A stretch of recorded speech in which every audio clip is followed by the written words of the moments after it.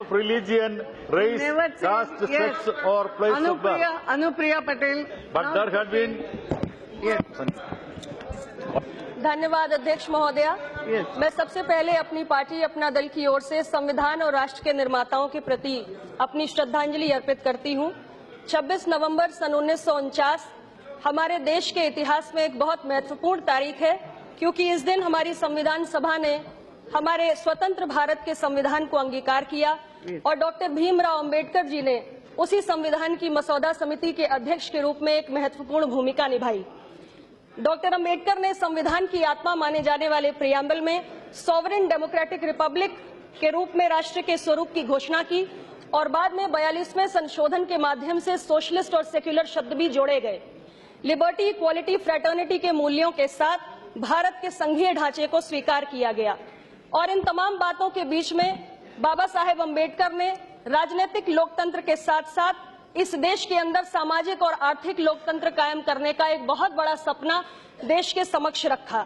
आज 2 दिनों से इस सदन के अंदर चर्चा चल रही है और मैंने बहुत सारे माननीय सदस्यों के विचारों को सुना, बहुत सारे सवालों को इस सदन के अंदर उठते हुए सुना।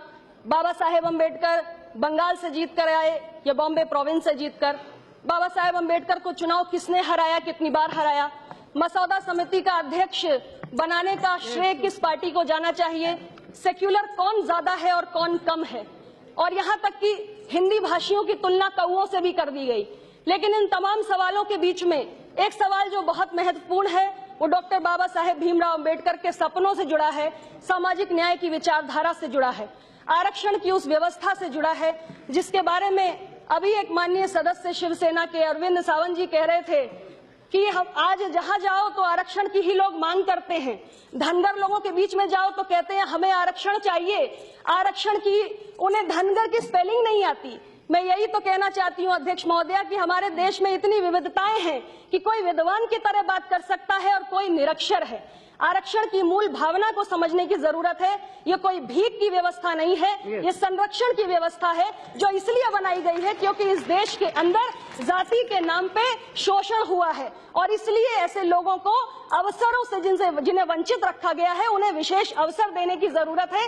और यही बात बीजू जनता दल के वरिष्ठ सदस्य माननीय भर्तृहरि मेहताब जी ने भी कही और हमारी सरकार भी वही करने की कोशिश कर रही है। आरक्षण व्यवस्था पर जिस तरीके से कई वर्षों से कुठाराघात हुआ है, मैं उस संबंध में कुछ आंकड़े भी इस सदन के समक्ष रखना चाहती हूँ। अध्यक्ष महोदया, मुझे समय दे दीजिए, मैं सुबह से इंतजार कर रही हूँ।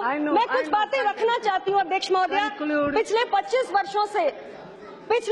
वर्षों से पिछड़ी जातियों को मंडल कमीशन के माध्यम से 27% आरक्षण की व्यवस्था है, लेकिन आज भी इस देश के अंदर ऐसे राज्य हैं, छत्तीसगढ़ और मध्य प्रदेश जैसे राज्य, जहां पर केवल 14% आरक्षण लागू है। झारखंड में केवल 22% आरक्षण लागू है। पश्चिम बंगाल में केवल 7% आरक्षण लागू है। अध्यक्ष महोदया, आज देश की क्लास 1 की नौकरियों में दलितों की भागीदारी केवल 12% पहुंच पाई है और पिछड़ी जातियों की भागीदारी केवल 5% पहुंच पाई है। यहाँ तक कि निचली अदालत से लेकर सर्वोच्च अदालत तक आज पिछड़ी जातियों की और दलित जातियों की भागीदारी नहीं सुनिश्चित हो पाई है।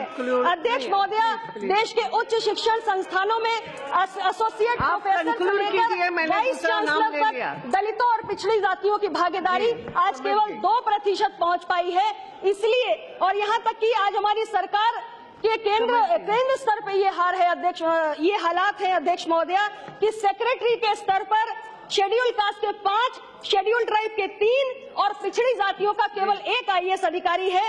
एडिशनल सेक्रेटरी के स्तर पर शेड्यूल कास्ट के 3, शेड्यूल ट्राइब के 2 और ओबीसी का 1 भी IAS अधिकारी नहीं है अध्यक्ष महोदया। इसलिए मैं अपनी सरकार से ये मांग करती हूँ, मैं एक छोटे से सहयोगी दल के रूप में ये मांग करती हूँ कि हमारी सरकार आरक्षण की इस व्यवस्था पर एक श्वेत पत्र जारी करे और इस श्वेत पत्र में इस बात पर विचार करना चाहिए कि आरक्षण को एक कानून के रूप में स्वीकार किया जाए और इसका उल्लंघन होने की स्थिति में दंड का प्रावधान हो, क्योंकि आज तक हमारे देश में आरक्षण का उल्लंघन सिर्फ इसलिए हुआ है क्योंकि दंड का कोई प्रावधान नहीं है और इसके साथ ही तो अपने आप बंद हो जाएगा। Yes, but very good. Okay, हो गया।